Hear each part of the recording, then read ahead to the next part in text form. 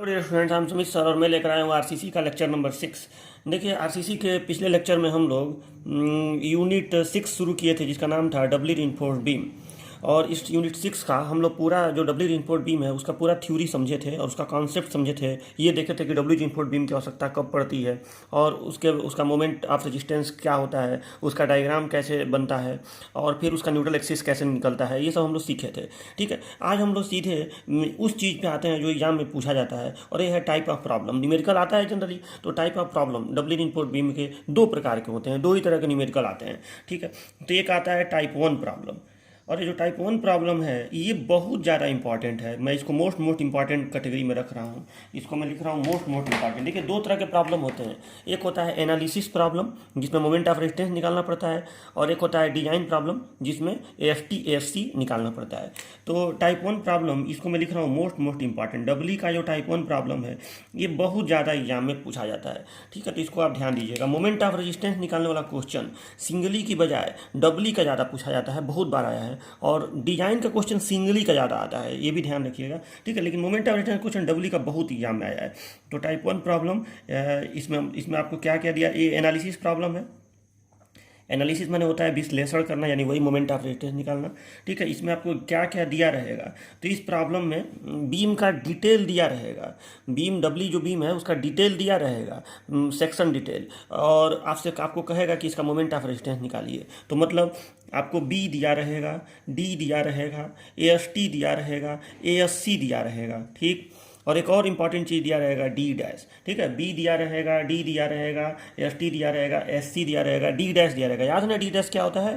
ठीक है, और दो चीज़ें और दिया रहेगा, ग्रेड FC के FY। ये पूरा डिटेल आपको दे दिया, और आपको निकालना क्या है, आपको निकालना है मोमेंट ऑफ रेजिस्टेंस, प्रतिरोधी आघूर्ण। मोमेंट ऑफ रेजिस्टेंस आपको निकालना है। ठीक है, अच्छा, कभी कभी ऐसा भी करेगा कि आपको मोमेंट ऑफ रेजिस्टेंस, जैसे बीम है तो इसका मोमेंट ऑफ रेजिस्टेंस न निकाल के आपको पूछ दे कि अधिकतम कितना इस पर लोड लगाया जा सकता है। मतलब अगर इसमें इसका बी इतना हो, डी इतना हो, यहाँ छड़ें इतनी हो, यहाँ छड़ें इतनी हो, ये डी डैश इतना हो, सब वो दे आपको FC के FY दे दे, तो हो सकता है कि आपसे ये ना पूछे कि इसका मोमेंट ऑफ रेजिस्टेंस बताइए, आपसे कह दे कि बताइए अधिकतम कितना लोड सहन कर सकता है। तो जब लोड पूछेगा तो यहाँ पे आपको स्पैन भी दे देगा। ठीक है, यहाँ पे आपको स्पैन भी दे देगा, और तब आप लोड एक स्टेप एक्स्ट्रा, मतलब आप मोमेंट ऑफ रेजिस्टेंस तो निकालेंगे ही, लेकिन एक स्टेप एक्स्ट्रा करके आप लोड निकालेंगे। तो ये भी ध्यान दीजिएगा, कई बार लोड पूछ देता है कि बताओ बीम अधिकतम कितना भार सहन कर सकता है। UDL के रूप में जनरली हम लोग आंसर बताते हैं, तो उसको यहाँ लिखने की ज़रूरत नहीं है। ठीक है, बस मैं यहाँ ऐसे लिख दे रहा हूँ, या लोड भी आपसे पूछ सकता है, लेकिन जब लोड पूछेगा तो इधर आपको यहाँ पे स्पैन देगा। ठीक है, और वो मैं जब न्यूमेरिकल में आपको करा दूंगा उसमें एक स्टेप बस बढ़ता है, लोड पूछेगा तो ये निकालना पड़ेगा, एक स्टेप एक्स्ट्रा इस्तेमाल करना पड़ता है। तो चलिए, ऐसा आप लोग क्वेश्चन किए भी हैं सिंगली वगैरह में। ठीक है, जब आप लिमिट स्टेट का चैप्टर नंबर 4 पढ़े थे, मतलब लिमिट स्टेट का पहला चैप्टर, उसमें आप टाइप 1 प्रॉब्लम में ऐसा चीज़ किए भी थे। चलो, तो अब देखो, और WSM में भी ऐसा आप किए हुए हैं। WSM मेथड में भी जो आप चैप्टर नंबर 2 पढ़े थे WSM वाला, उसमें भी टाइप 1 प्रॉब्लम था, तो उसमें भी ऐसा क्वेश्चन किए थे। तो अब देखिए, तो स्टेप नंबर 1, सबसे पहला काम क्या करेंगे, तो देखिए, जब ऐसा न्यूमेरिकल आपको करना हो, ठीक है, तो सबसे पहला काम ये करिएगा कि आप D' का रेशियो फाइंड कर लीजिएगा। फाइंड D' रेशियो, पहला काम तो यही करिएगा। ठीक है, फाइंड D' रेशियो, और इस रेशियो के लिए आप FSC का मान, find D' ratio and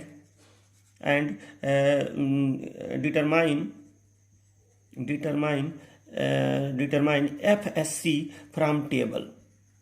FSC from table. अब आप याद करिए, पिछले वीडियो के जो पिछला लेक्चर था उसके लास्ट में मैंने आपको ऐसे एक टेबल बनवाया था कि D' रेशियो का मान 0.05 हो, 0.10 हो, 0.15 हो, ऐसे करके।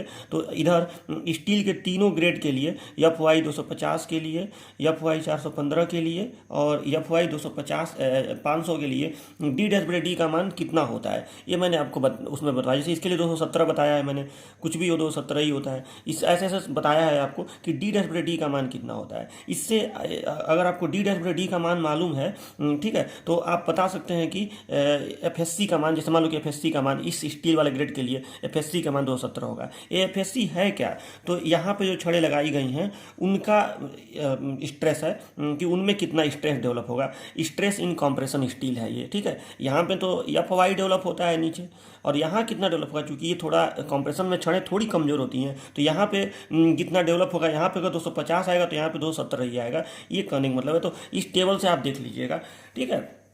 तो टेबल में बनवाया हूँ आपको। तो पहला काम तो आप ये करिएगा कि फाइंड डी डैश बटे D ratio and determine FSc from table, ठीक है। दूसरा काम आप क्या करेंगे, तो देखिए दूसरा काम ये आप ये करिएगा कि depth of neutral axis निकालिएगा।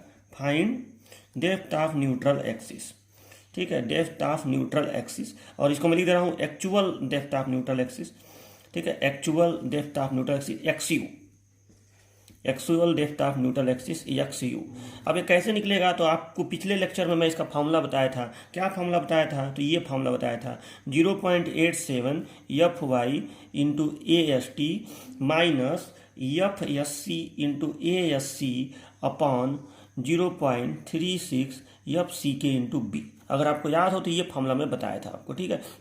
Singly beam में बस इतना होता है 0.87 एफ आई एस टी बटे 0.36 एफ सी के इंटू बी, ये माइनस नहीं होता है, इसमें माइनस में भी ये रहेगा, ठीक है। 0.87 F I S T minus F S C into A S C बटे 0.36 एफ सी के इंटू बी। अगर आप समझे रहेंगे कॉन्सेप्ट तो आपको ये फॉर्मूला याद करने में दिक्कत नहीं आएगा, ठीक है। ये नीचे का बल है, नीचे जो पूरा टेंसाइल फोर्स काम करता है, और ये ऊपर का बल है, आपको ये समझ में आया होगा, ठीक है। ये ऊपर कार्य करने वाला बल ही है एक तरह का। तो उसमें मैंने आपको पूरा कॉन्सेप्ट समझाया था कैसे ये निकला है, C1 + C2 = T करके ये आया है, ठीक है।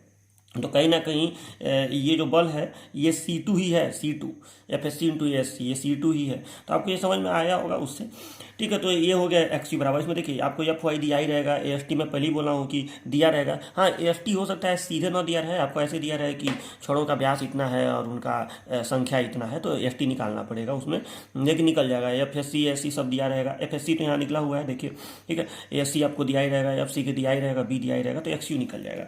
अब तीसरा काम क्या करिएगा कि अब आप XU मैक्स निकालिएगा। तो XU मैक्स हम लोग क्या बोलते हैं, find limiting depth of neutral axis, limiting depth of neutral axis XU max, ठीक है। ये कैसे निकलेगा, तो XU मैक्स ऐसे निकलेगा कि XU मैक्स बराबर 0.0035 बटे 0.0055 plus 0.87 F Y upon E S into D. XU max upon D का मान ये होता है, तो XU मैक्स बराबर डी का उधर गुणा हो जाएगा, हो गया, ठीक है। तो आपको डी दिया ही रहेगा, और इस पूरे का मान आप जान ही रहे हैं कि इस पूरे का मान इसको हल नहीं करना पड़ेगा, 0.53 0.48 0.46 होता है, ठीक है। तो आपको ये हल नहीं करना पड़ेगा, आपका सीधे ग्रेड के हिसाब से जिस तरह का ग्रेड हो उस तरह का मान यहाँ पर रख दीजिएगा, ठीक है। इसको हल नहीं करना पड़ेगा, मैंने XU मैक्स आपको निकाल लेना है। अब चौथा काम क्या करेंगे, स्टेप नंबर 4, तब कंपेयर करेंगे कि सेक्शन आपका अंडर इम्पोर्ट है कि बैलेंट है कि ओवर इम्पोर्ट है। जनरली ओवर इम्पोर्ट सेक्शन तो आता नहीं है, लेकिन फिर भी अगर चलो कंडीशन में तो हम लिख देंगे कि इफ़ XU बराबर अगर XU less than XU max हो। आप याद करिएगा किसी भी टाइप 1 प्रॉब्लम में, चाहे वो WSM का रहा हो, चाहे वो सिंगली का रहा हो, ठीक है। WSM यानी चैप्टर नंबर 2 वाला, सिंगली यानी चैप्टर नंबर 4 वाला, जो लिमिट स्टेट का फंडामेंटल चैप्टर था, उसमें सेक्शन का मोमेंट ऑफ रेजिस्टेंस वाला जो मैंने बताया था, ठीक है। तो कोई भी मोमेंट ऑफ रेजिस्टेंस वाला टॉपिक रहा हो तो ऐसे ही मोमेंट ऑफ रेजिस्टेंस निकला है कि XU भी निकाला गया है, XU मैक्स भी निकाला गया है और कंपेयर किया गया है। तो XU अगर लेस देन XU मैक्स हो तो सेक्शन ये जो डबली इनफोर्ड वाला भी बीम बन रहा है जो दिया है आपको क्वेश्चन में, वो क्या कहलाएगा, अंडर इन्फोर्स सेक्शन कहलाएगा।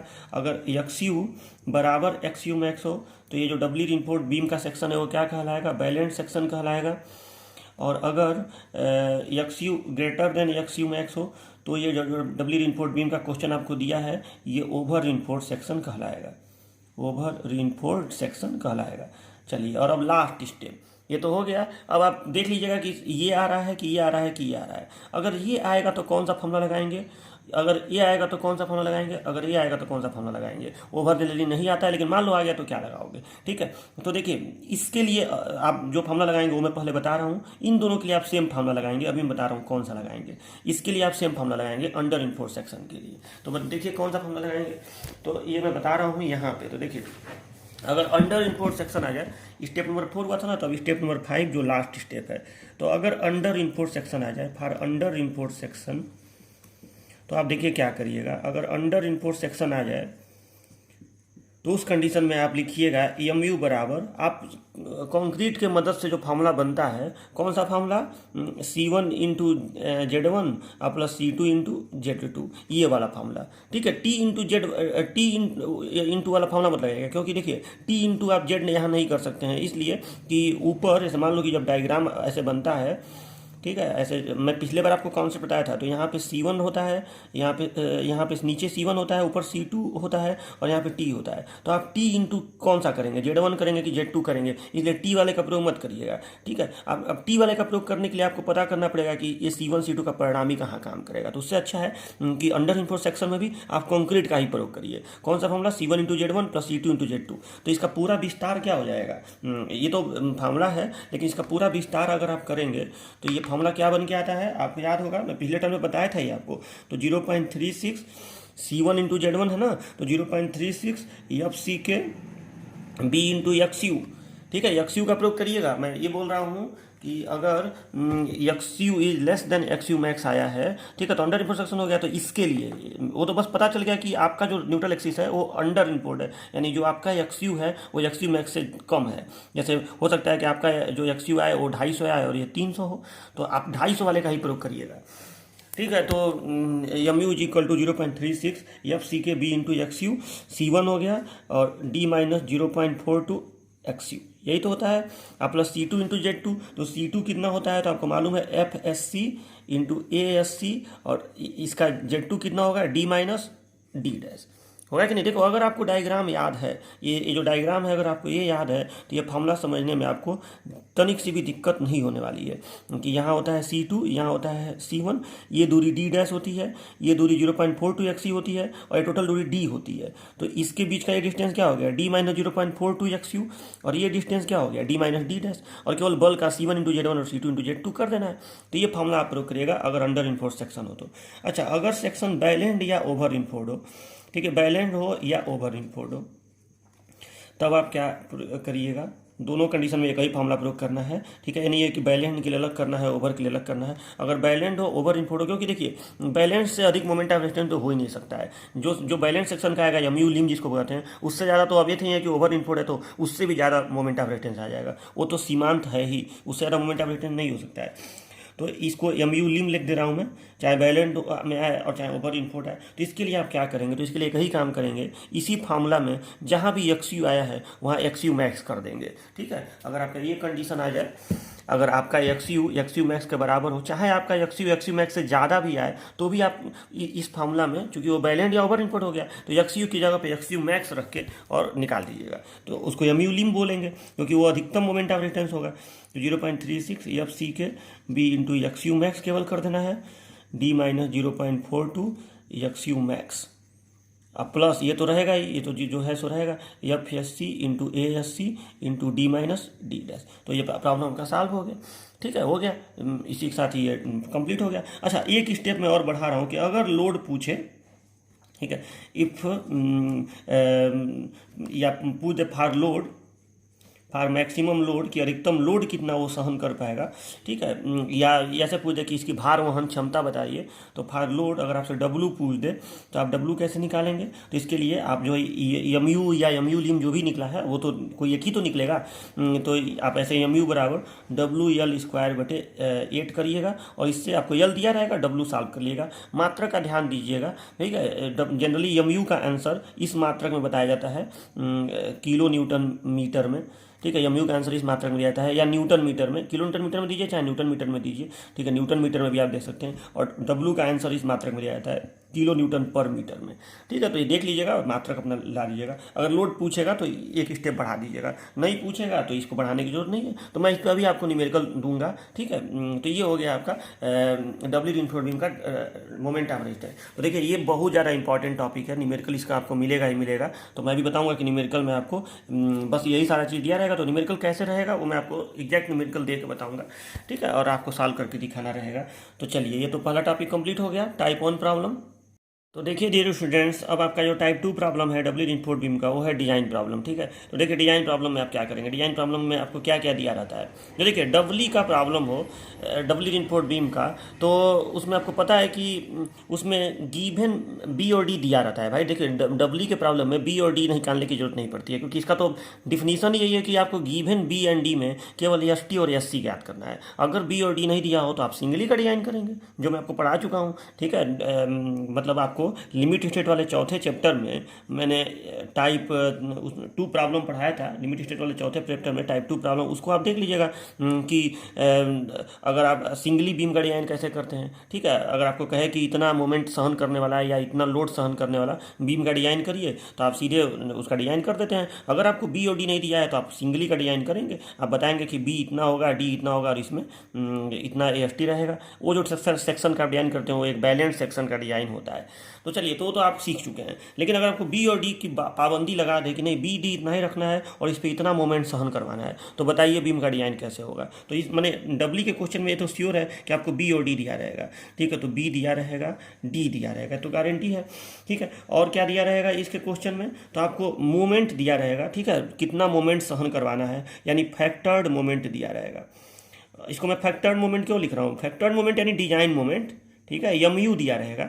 मतलब मान लीजिए कि आपको बीम पे लगने वाला कह दे कि बीम पे इतना मोमेंट अप्लाइड है, अप्लाइड मोमेंट दे दे, तो उसमें आप 1.5 का गुणा करके उसको डिजाइन मोमेंट या फैक्टर्ड मोमेंट दोनों बोला जाता है, तो उसको बना लीजिएगा। मान लीजिए कि आपको लोड दे, हो सकता है कभी कभी फैक्टर्ड मोमेंट न दे, आपको लोड दे दे कि बीम पे इतना लोड लग रहा है, तो आप पहले उस लोड में 1.5 का गुणा करके उसको डिजाइन लोड बना लीजिएगा। डिजाइन लोड डब्ल्यू यू, और डब्ल्यू यू एल स्क्वायर बटे 8 करेंगे तो अपने आप एम यू निकल जाएगा। ठीक है, तो बस ये सब चीज़ें सिंपल हैं। अब स्टेप में हर चीज़ नहीं लिखा जाता है, तो आपको अल्टीमेटली आपको फैक्टर मोमेंट कैसे भी पता चल जाएगा, लोड से भी पता चल जाएगा और सीधे भी दे सकता है। कई बार तो सीधे एग्जाम में फैक्टर मोमेंट ही लिख के आ जाता है, और अगर अप्लाइड मोमेंट लिखेगा तो 1.5 का गुणा कर लीजिएगा। तो चलिए, तो बी दिया रहेगा, डी दिया रहेगा और फैक्टर्ड मोमेंट दिया रहेगा। ठीक है, और डिजाइन में आपको ये तो बताएगा ही कि एफ सी के कौन सा लगाना है और एफ वाई कौन सा लगाना है, मतलब कंक्रीट का ग्रेड और स्टील का ग्रेड, इतना चीज़ आपको दिया रहेगा। और डिजाइन करने का मतलब क्या निकालना होता है, तो इसका निकालना होता है ए एस टी और ए एस सी। यही तो डिजाइन का मतलब होता है कि एस टी निकालो और ए एस सी निकालो। तो चलिए देखिए, अब आप इसको क्वेश्चन को कैसे सॉल्व करेंगे। तो स्टेप नंबर 1 मैं आपको बता रहा हूँ। चलिए, अब देखिए एक बात पहले ये सुन लीजिएगा। हो सकता है कि भले ये बी और डी दिया हो सकता है कि ये बी और डी देने के बावजूद सिंगली से ही काम चल जाए। मान लो कि किसी बीम का बी और डी दिया हो और आपसे कहे कि इस पर इतना मोमेंट सहन करवाना है, तो हो सकता है कि वो मोमेंट इतना कम हो कि केवल यहीं छड़े लगाने से हमारा काम चल जाए। जरूरी थोड़े ही है कि खाली बी और डी दे दिया तो डबल ही होगा। आपको याद होगा जब मैंने लिमिट स्टेट वाले चैप्टर में, लिमिट स्टेट का पहला चैप्टर यानी चैप्टर नंबर 4 जब मैं आपको पढ़ाया था, तो उसमें टाइप 2 प्रॉब्लम पढ़ाने के बाद मैंने एक और हेडिंग आपको पढ़ाया था, एक कि अगर बीम में बी और डी दिया हो और एस टी निकालना हो तो आप कैसे निकालते हैं। आपको याद होगा, अगर नहीं याद हो तो नोट्स में देखिएगा कि बी और डी दिया हो, एस टी निकालना हो, वहाँ पे सिंगली का मैं बताया था। क्योंकि ये गारंटी नहीं है कि बी और डी दिया रहेगा और एस टी पूछ दे, मतलब वो डबली का ही क्वेश्चन हो गया। पहले पता तो करिए कि ये सिंगली का क्वेश्चन है कि डबली का क्वेश्चन है। तो वहाँ पर मैंने आपको बताया था कि क्वेश्चन सिंगली और डबली का पता कैसे करेंगे। तो देखिए वही चीज़ मैं फिर यहाँ बता रहा हूँ, और तब मैं दिखा रहा हूँ आपको कि कैसे पता करेंगे कि सिंगली का क्वेश्चन है कि डबली का क्वेश्चन है। देखिए, तो पहला स्टेप क्या इस्तेमाल करिएगा, आप सबसे पहले निकालिएगा find limiting depth of neutral axis. Limiting depth of neutral axis, इसको क्या बोलते हैं, तो इसको बोलते हैं एक्स यू मैक्स। कैसे निकलेगा, तो X U max is equal to 10.0035 बटे 10.0055 plus 0.87 F Y upon E S into D. D दिया ही रहेगा, इसका मान 10.53, 10.48, 10.46, तो ये तो आपको सॉल्व नहीं करना पड़ेगा, ग्रेड से पता चल जाएगा। चलो एक्स यू मैक्स निकल गया। अब दूसरा काम क्या करिएगा, दूसरा काम step number 2, find M U lim. M U lim पता करिएगा कि मतलब जो बी और डी आपको दिया हुआ है उतने बी और डी वाला बीम अगर है तो उसका अधिकतम मोमेंट ऑफ रेजिस्टेंस, सीमांत मोमेंट ऑफ रेजिस्टेंस कितना होगा, एम यू लिम। और एम यू लिम कैसे पता करेंगे, तो M U lim is equal to R U B D square. तो 9 हो तो मैं पूरा फार्मूला ही लिख दे रहा हूँ। तो ये पता करेंगे 0.36 एफ सी के एक्स यू मैक्स बटे डी, एक्स यू मैक्स बटे D into 1 minus 0.42 X U max बटे D into B D square, R U B D square. ठीक है, इस फॉर्मूला से आप लोग पता कर लेंगे कि यम यू लिम उसका कितना होगा। अब स्टेप नंबर 3 देखिए, यही स्टेप बताएगा कि सिंगली का डिजाइन करना है कि डबली का। तो देखिए, अगर इफ़ ये जो आपका फैक्टर्ड मोमेंट जो क्वेश्चन में दिया है, if M U is less than M U lim, समझ लीजिए इसको ध्यान से, अगर M U is less than M U lim, मतलब जो मोमेंट आपको लगाना है अगर वो बीम के अधिकतम, गिवन बी और डी वाला जो बीम है उसके अधिकतम मोमेंट ऑफ रेजिस्टेंस से कम होगा तो किसका डिजाइन करेंगे? अगर लगाया गया मोमेंट उस बी और जो बीम आपको दिया है उसके अधिकतम मोमेंट ऑफ रेजिस्टेंस से कम होगा तो सिंगली, तो आप सिंगली बीम का डिजाइन करेंगे, सिंगली केवल नीचे ही छड़े देंगे। और ये ठीक है, वही एकदम यही चीज़ मैं आपको वहाँ लिखवाया था, जब भी ओडी दिया हो एस टी निकालना हो तो सिंगली रिइंफोर्स्ड बीम का डिजाइन करेंगे। और इफ़ अगर ये M U greater than M U lim हो तो उस समय किसका डिजाइन करेंगे? तो उस समय डबली रिइंफोर्स्ड बीम का डिजाइन करेंगे। तो पहले ये चेक कर लीजिएगा कि सिंगली का करना है कि डबली का करना है। अगर सिंगली का करना होगा तो इसके बाद जो स्टेप मैं वहाँ पे लिखवाया हूँ वो अप्लाई होगा। डबली का करना होगा तो इसका मैं बता रहा हूँ। जब मैं आपको वो चैप्टर पढ़ाया था तो आपको कहा था कि डबली का बाद में बताएंगे, जब पढ़ा देंगे तब। तो आज डबली का बताऊँगा। सिंगली के लिए मैं आपको एक बार रिपीट करा दे रहा हूँ कि अगर सिंगली वाला आ जाए तो अगर यही स्टेप में सॉल्व हो जाता है। कैसे?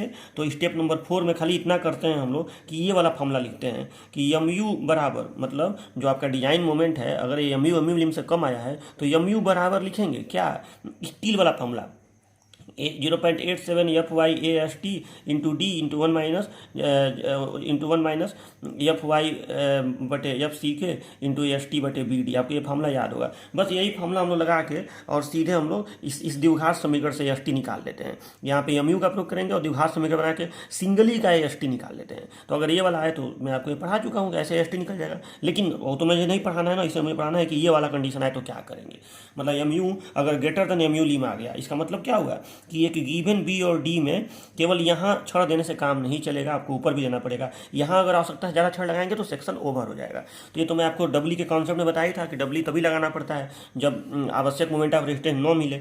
तो अब स्टेप नंबर 4 देखिए, अब आपको यहाँ से शुरू होता है डबली का रियल डिजाइन, पता चल गया डबली करना है तो अब क्या करेंगे। तो देखिए, अगर डबली का हो जाए तो सबसे पहले आप लोग डी डैश बटे डी का रेशियो निकालिएगा। अब आप कहेंगे सर तो क्वेश्चन में डी डैश दिया रहेगा क्या? हो सकता है दिया रहे, नहीं दिया रहेगा तो डी डैश को मान लीजिएगा। डी डैश क्या है? तो ऊपर जो छड़ें यहाँ लगती हैं इनका इफेक्टिव कवर है, तो 40-50 कुछ एक ले लीजिएगा। तो डी डैश बटे डी का रेशियो निकालिएगा। फाइंड डी डैश बटे डी रेशियो एंड डिटरमाइन क्या इस डी डैश बटे से क्या निकलेगा? एफएससी फ्रॉम टेबल से एफएससी निकाल लीजिएगा। ठीक है कि ऊपर के छोरों का कितना होगा स्ट्रेस। ये हो गया स्टेप नंबर 4। अब स्टेप नंबर 5 क्या करेंगे? तो स्टेप नंबर 5 आप ये करेंगे कि स्टेप नंबर 5 अब आप क्या करेंगे कि देखो, आप एम यू लिम, ये जैसे M U is greater than M U lim है तो एम यू लिम तो यहाँ निकला हुआ है ना। ठीक है, तो मैं आपको बता चुका हूँ कि डबली जो बीम होता है, डबली बीम ये 2 बीमों से मिल के बना होता है, एक बैलेंस सेक्शन वाला और एक अतिरिक्त सेक्शन वाला। कॉन्सेप्ट याद रखिएगा, एक बैलेंस सेक्शन एक अतिरिक्त सेक्शन। इसका moment of resistance M U है, इसका एम यू लिम कहलाता है और इसका एम यू टू कहलाता है। एम यू टू आपको याद होगा, एम यू बराबर M U lim plus M U two. तो हम ये एम यू टू पहले पता कर लेते हैं कि एम यू टू कितना होगा। तो कैसे पता चलेगा? तो एम यू टू का मान होगा M U minus M U lim, क्योंकि एम यू बराबर M U lim plus M U two है। तो एम यू टू बराबर कितना होगा? तो एम यू टू बराबर होगा M U minus M U lim. ठीक है, तो हम लिखेंगे चूँकि यहाँ स्टेप नंबर 5 में चूँकि एम यू बराबर M U lim plus M U two आपको याद है, तो this imply M U two बराबर M U minus M U lim. ठीक है, ये निकल गया। अब आपको ये एम यू क्वेश्चन में दिया ही रहेगा फैक्टर मोमेंट, एम यू लिम यहाँ निकला ही है दूसरा स्टेप में एम यू लिम। तो आपको ये पता चल गया कि एम यू टू कितना होगा। अब अगला स्टेप देखिए। तो अब देखिए, अब यहाँ पे थोड़ा सा कॉन्सेप्ट को समझिए। जैसे आपको एम यू लिम भी पता चल गया और एम यू टू भी पता चल गया। ठीक, M U lim M U two पता चल गया और इन्हीं दोनों का योगफल एम यू है। तो अब देखिए, आपको पता है कि जो डब्ल्यू बीम होता है, जैसे एक डब्ल्यू बीम है, ये सब आपको कॉन्सेप्ट में पिछले बार समझाया था। ठीक है, मान लो ये डब्ल्यू बीम है तो ये इन 2 चीज़ों का योगफल होता है। एक बैलेंस सेक्शन, मान लो बैलेंस सेक्शन में यहाँ 3 ही छड़ है, और प्लस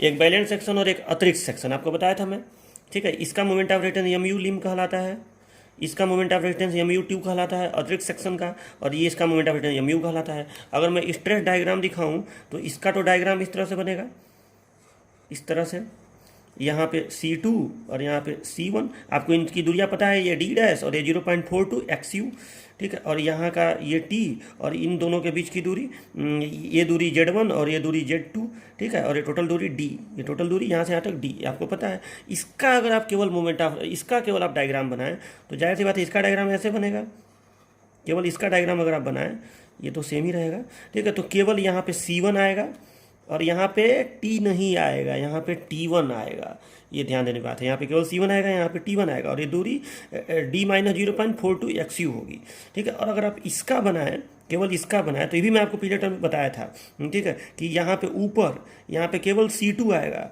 और यहाँ पे T2 आएगा, और ये दूरी D डैश है तो ये दूरी D माइनस D डैश होगी, दोनों के बीच की दूरी, ठीक है। तो ये जो एम यू लिम है, अच्छा देखो, और ये जो T है यहाँ पे, इसका मान होगा 0.87 FYAST, इसका मान ये नहीं होगा, इसका मान होगा 0.87 FYAST1, और इसका मान होगा 0.87 FYAST2, ठीक है। यानी यहाँ पे जो ये AST है जो आपको ज्ञात करना है, ये इसका और इसका योगफल है, AST1 और AST2, तो इन दोनों को अगर हम निकाल के जोड़ दें तो AST निकल जाएगा, यही कॉन्सेप्ट इसमें यूज करेंगे, ठीक है। और C1 का मान आपको मालूम है 0.36 FCKB इंटू XU, और C2 का मान भी मालूम है FSC into ASC।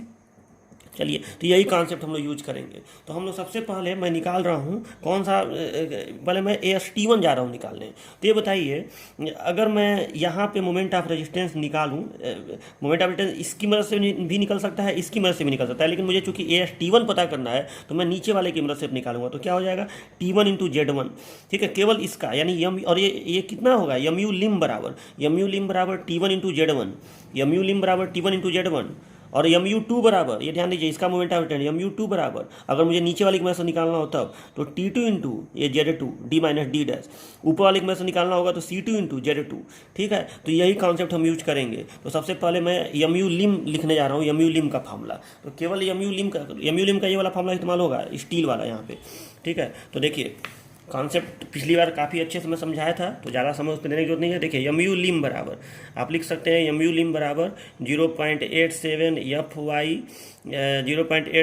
FYAST1, steel वाले के लिए D माइनस 0.42 XU, ऐसे लिख सकते हैं, ठीक है। तो दिस इम्प्लाइज, यहाँ पे क्या हो जाएगा, और यहाँ पे XU नहीं, मतलब ये तो एम यू लिम है ना, तो ये XU मैक्स हो जाएगा, XU मैक्स, ठीक है। तो यहाँ पे AST1 कितना हो जाएगा, AST1 तो ये हो जाएगा एम यू लिम, ये XU मैक्स निकला हुआ है, यहाँ देख लीजिए, XU मैक्स यहाँ निकला हुआ है ना, यहाँ XU मैक्स निकला हुआ है, ठीक है, XU मैक्स। तो अब देखिए, तो यहाँ पे AST1 कितना हो जाएगा, तो एम यू लिम बटे 0.87 FY D minus 0.42 XU max हो गया। इसमें हर चीज़ हमको पता है, और एम यू लिम हमारा पता ही है, निकला ही है, और 0.87 FY दिया ही रहेगा, D दिया ही रहेगा, XU मैक्स निकल ही चुका है। तो इससे हमको AST1 पता चल गया। चलो, नाउ अब हमें पता करना है AST2। तो अभी मैं डायग्राम आपको बना के समझाया था ना, अब हम MU2 बराबर लिखेंगे, MU2 बराबर, और MU2 अभी निकाला हूँ, देख लो यहाँ पे MU2 अभी निकाल चुका हूँ मैं, ठीक है, MU2 निकाल चुका हूँ। आप इसको न्यूटन mm में रखिएगा, न्यूटन mm में, ताकि एरिया स्टील का mm स्क्वायर में आ जाए। तो MU2 बराबर आप क्या लिखेंगे, तो MU2 बराबर आप जो अतिरिक्त सेक्शन है उसका मोमेंट ऑफ रेजिस्टेंस का सूत्र लिखेंगे, लेकिन कौन वाला, स्टील वाला, ठीक है। तो स्टील वाला सूत्र लिखेंगे, कैसे, क्या सूत्र होता है स्टील वाले का, तो C2 इंटू Z2, यानी सॉरी C2 नहीं, नीचे वाले के मदद से लिखेंगे, तो नीचे वाले के मदद से लिखेंगे तो क्या लिखाएगा, 0.87 FYAST2 into D minus D dash. देखिए, तो दिस इम्प्लाइज AST2 नहीं निकल गया, तो AST2 बराबर MU2 निकल ही चुका है, तो MU2 बटे 0.87 FY D minus D dash. मुझे पूरा उम्मीद है कि आपको समझ में आ गया होगा। तो इसलिए AST बराबर AST1 प्लस AST2। देखो इसमें कॉन्सेप्ट है और ये बच्चे कई बार समझ नहीं पाते हैं कि ये क्या हो गया। ठीक है, तो मैं पूरा अच्छे से कोशिश किया हूँ कि आपको कॉन्सेप्ट समझा दूँ। उस कॉन्सेप्ट समझने के बाद याद करना आसान हो जाता है। तो ये निकल गया कि AST कितना होगा। अब लास्ट स्टेप नंबर 7, जिसमें आपको ASC निकालना है। चलो, मतलब डबली बीम का हमको ये तो पता चल गया कि B और D में कितना मात्रा में यहाँ छड़ें लगानी पड़ेंगी। ठीक है, तो हमको AST पता चल गया, AST1 प्लस AST2। केवल हम इसको लगाते तो सेक्शन बैलेंस हो जाएगा, लेकिन जब ऊपर छड़ लगाते हैं तो मैं आपको बताया था कि उसके रेस्पेक्ट में कुछ छड़ें नीचे बढ़ानी पड़ती हैं, वही ये कुछ छड़ें हैं। ठीक है, AST2 चलिए निकल गया। अब ASC निकालना है तो बहुत आसान है। ASC जो अतिरिक्त सेक्शन बन रहा है, अतिरिक्त सेक्शन जिसका डायग्राम ऐसे बन रहा है, केवल ऐसे, ठीक है, ऐसे जिसका डायग्राम बन रहा है, यहाँ पे 0.87 FY AST2 हो रहा है और यहाँ पे C2 हो रहा है और ये D' दूरी है। तो आप क्या करिए, ASC निकालने के लिए इस अतिरिक्त सेक्शन का MU2 बराबर ही लिखिए, MU2 बराबर, और ये वाला फार्मूला प्रयोग करिए, ये वाला फार्मूला। तो लिखेंगे स्टेप नंबर 7 में MU2 बराबर, आप कंक्रीट वाला फार्मूला इस्तेमाल करिए। तो C2 इंटू Z2, C2 का मान क्या है, FSC into ASC, FSC into ASC into Z2 क्या हो जाएगा, D माइनस D'। ठीक है, तो इससे ASC नहीं निकल जाएगा क्योंकि MU2 पता है। तो ASC is equal to MU2 upon FSC into D minus D'। MU2 पता है और FSC पता ही है, निकला हुआ है टेबल से। इसको मैं एक स्टेप में करवा ही दिया हूँ, तो हो गया। D आपको पता ही है, D' आप मान लेंगे, दिया रहेगा क्वेश्चन में तो ठीक है। चलो, तो ये हो गया आपका। तो यहाँ पे हमको AST भी निकल गया, ASC भी निकल गया, डिजाइन कंप्लीट हो गया। इसमें बहुत ज़्यादा डिटेलिंग करने की जरूरत नहीं होती है, बस आप ऐसे करके दिखा देंगे। डिजाइन यहाँ लिख देंगे, डिजाइन सेक्शन, यहाँ इतना mm² ASC, यहाँ इतना mm² AST। B और D का मान तो दिया ही रहेगा क्वेश्चन में। तो हो गया, ये क्वेश्चन आपका कंप्लीट हो गया। तो देखिए, इसी पे आपको न्यूमेरिकल करना है, तो मैं आपको न्यूमेरिकल दे रहा हूँ। ठीक है, आप इसको लिख लीजिएगा, टाइप 1 प्रॉब्लम, टाइप 2 प्रॉब्लम, और अब आपको मैं जा रहा हूँ क्वेश्चन देने। ओके, तो देखिए डियर स्टूडेंट्स, अब मैं आपको 2 क्वेश्चन दे रहा हूँ। ठीक है, जिसमें 4 क्वेश्चन दे रहा हूँ, जिसमें 2 क्वेश्चन मोमेंट ऑफ रेजिस्टेंस का है और 2 क्वेश्चन डिजाइन का है। मतलब 2 question type 1 problem, 2 question type 2 problem. तो अब देखिए, मैं क्वेश्चन पढ़ दे रहा हूँ। एक बीम की माप 230 mm × 460 mm प्रभावी है। बीम के कंप्रेशन जोन में 16 mm व्यास की 2 छड़ें और टेंशन जोन में 20 mm व्यास की 4 छड़ें डबली हो गया लगाई गई हैं। कंप्रेशन बार को 40 mm के प्रभावी आवरण पर लगाया गया है, मतलब ये D' हो गया। यदि कंक्रीट M20 स्टील Fe415 हो तो बीम का फैक्टर्ड मोमेंट ऑफ रेजिस्टेंस निकालिए, यानी MU निकालना है आपको। MU factored moment of resistance यानी MU निकालना है। ठीक है, तो ये आपको बहुत आसान सा क्वेश्चन है, टाइप 1 प्रॉब्लम से करिएगा, एकदम ईजिली आपका MU निकल जाएगा। मुझे करके व्हाट्सएप ग्रुप में इसका आंसर मुझे भेजिएगा, तो मैं बताऊंगा कि सही है कि गलत है आपका आंसर। इस मात्रक मुझे आंसर चाहिए, किलो न्यूटन मीटर मात्रक में मुझे आंसर चाहिए। ठीक है, तो सही से मात्रक का ध्यान देके MU निकाल के बताइएगा। ठीक है, एक बात और बता दूं, अगर एग्जाम में ये क्वेश्चन आ गया तो ये फैक्टर्ड मोमेंट ऑफ रेजिस्टेंस नाम देखते ही ये भी क्लियर हो जाएगा कि ये LSM का क्वेश्चन है, क्योंकि LSM में ही ये आता है। अगर ये फैक्टर्ड मोमेंट ऑफ रेजिस्टेंस नहीं कहता, खाली मोमेंट ऑफ रेजिस्टेंस कहता, तो शायद ये WSM का क्वेश्चन हो जाता। ठीक है, मतलब उसमें तब क्लियर नहीं हो पाता कि LSM से है कि WSM से है। तब बोलेगा कि LSM से करिए कि WSM से करिए, नहीं बोलेगा तो आप किसी से कर लीजिएगा। मोमेंट ऑफ रेजिस्टेंस आपको मैं दोनों से सिखाया हूँ, डबली का आपको ये भी सिखाया हूँ मैं चैप्टर नंबर 2 में कि WSM का कैसे निकालते हैं। लेकिन फैक्टर्ड शब्द आ गया, मतलब LSM से ही निकलेगा। ठीक है, नहीं रहता फैक्टर्ड, और यहाँ पे कहीं कहा भी नहीं रहता कि LSM से निकालना है कि WSM से, तो आप WSM से भी इसको निकाल सकते थे। ठीक है, WSM में जो मोमेंट ऑफ रेजिस्टेंस निकलता है वो M निकलता है, मतलब लगाया गया मोमेंट ऑफ रेजिस्टेंस। उसको डिजाइन मोमेंट ऑफ रेजिस्टेंस या फैक्टर्ड मोमेंट ऑफ रेजिस्टेंस आप नहीं कर सकते हैं। ठीक है, चलिए, तो ये आपको MU यहाँ तो क्लियर हो गया, निकालना है। चलो, तो हो गया, क्वेश्चन करिएगा। दूसरा क्वेश्चन देखिए, इसमें भी B दिया हुआ है, D दिया हुआ है, D' दिया हुआ है, AST दे दिया है 20 mm 5 NS, ASC दे दिया है 20 mm 2 NS, M15 है, Fe250 है ग्रेड, और इफेक्टिव स्पेन ध्यान दीजिए, इफेक्टिव स्पेन L बराबर दे दिया है, इफेक्टिव स्पेन L बराबर दे दिया है, स्मॉल L बराबर दे दिया है। चलो, और कह रहा है फाइंड फैक्टर्ड लोड, यानी WU निकालना है, डिजाइन लोड निकालना है, डिजाइन लोड यानी फैक्टर्ड लोड। तो WU बराबर आप MU निकालिएगा और W ऐसे लिख दीजिएगा सूत्र कि MU बराबर WU L²/8, और ये WU मुझे बता दीजिएगा। ठीक है, यही फैक्टर्ड लोड हो जाएगा, और ये नाम से भी क्लियर हो गया कि ये LSM का ही क्वेश्चन है, क्योंकि फैक्टर्ड लोड बोला है। या डिजाइन लोड बोलता तो भी LSM का ही होता। ठीक है, अगर वैसा क्वेश्चन WSM का होता तो यहाँ सीधे बोलता कि उस पर लगाया जाने वाला अधिकतम भार ज्ञात कीजिए। मतलब फैक्टर्ड सबका यूज न करें तो आप किसी से कर सकते हैं। ये नहीं है कि फैक्टर ना करें तो आप जरूरी है कि WSM ही लगाएं, तब आप कोई भी, तब आपको छूट है, WSM से करिए चाहे LSM से करिए, ठीक है, लेकिन फैक्टर करें तो LSM से ही करना पड़ेगा। तो चलिए, तो ये हो गया आपका WU बता के मुझे आंसर दीजिएगा। मुझे इस मात्रक में आंसर चाहिए, पहले बता रहा हूँ, किलो न्यूटन प्रति मीटर में, UDL के रूप में। तो इस मात्रक मुझे आंसर दीजिएगा आप लोग। चलिए, अब तीसरा क्वेश्चन देखिए, ये डिजाइन का है। एक आरसीसी बीम का बी इतना है, डी इतना है, स्मॉल डी दे दिया है, उस पर 200 किलो न्यूटन मीटर का फैक्टर्ड मोमेंट लगाया गया है, यानी MU। ये MU दे दिया सीधे, आपको गुड़ा उड़ा नहीं करना है डेढ़ का, फैक्टर्ड मोमेंट MU दे दिया। रीइंफोर्समेंट की मात्रा बताइए, यानी ST बताना है।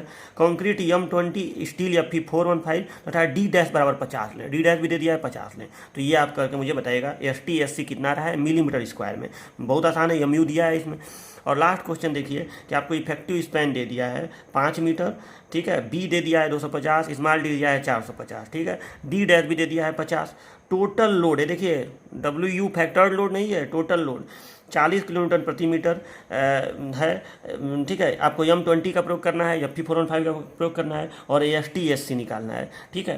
और यहाँ पे मैं लिख दे रहा हूँ यूज LSM, मतलब LSM का प्रयोग करना है, क्योंकि इसमें कहीं कहेगा नहीं तो इसको कोई WSM से भी करे तो गलत नहीं होगा। तो यहाँ पे LSM विधि से ही आपको इसका डिजाइन करना है, ठीक है। तो आप इसके लिए क्या करेंगे, तो इसके लिए देखो MU तो चाहिए ही चाहिए, बिना MU का डिजाइन हो नहीं पाएगा। तो देखो, अब स्टेप में मैं ये चीज़ नहीं लिखवाया हूँ, तो आपको यहाँ बता दे रहा हूँ, हर चीज़ स्टेप में नहीं लिखवाया जाता है। तो आप यहाँ पे पहले WU निकाल लीजिएगा, क्योंकि ये टोटल लोड दिया हुआ है, फैक्टर लोड नहीं दिया हुआ है या डिजाइन लोड नहीं दिया हुआ है। तो WU बराबर क्या करेंगे, 40 × 1.5, तो WU हो गया। और अब MU निकाल लीजिएगा, WU L स्क्वायर दिया है, WU L स्क्वायर बटे 8 करके। तो ये हो गया आपका MU निकल गया। और MU निकलने के बाद का तो प्रोसेस आप जान ही रहे हैं कि क्या करते हैं LSM विधि में। तो ये हो गया आपका ST SC। अब मुझे इसका आंसर मिलीमीटर स्क्वायर में इन दोनों का मान मुझे बताइएगा, ठीक है। तो ये आपको 4 क्वेश्चन में दे रहा हूँ, करिएगा जरूर सभी लोग इसको करके मुझे आंसर ग्रुप में भेजिएगा और चेक करिएगा, ठीक है। और हम लोग अब नेक्स्ट टर्न पे नया चैप्टर शुरू करेंगे, जिसका नाम है टी बीम। तो ये चैप्टर नंबर 7 हो कहलाएगा। तो आज हमारा 11 चैप्टर में से 6 चैप्टर समाप्त हो गया, ठीक है। 5 चैप्टर और बच रहे हैं जो मैं आपको बता दूंगा। तो चलिए, मिलते हैं नेक्स्ट लेक्चर में नए चैप्टर के साथ। तब तक के लिए बाय बाय।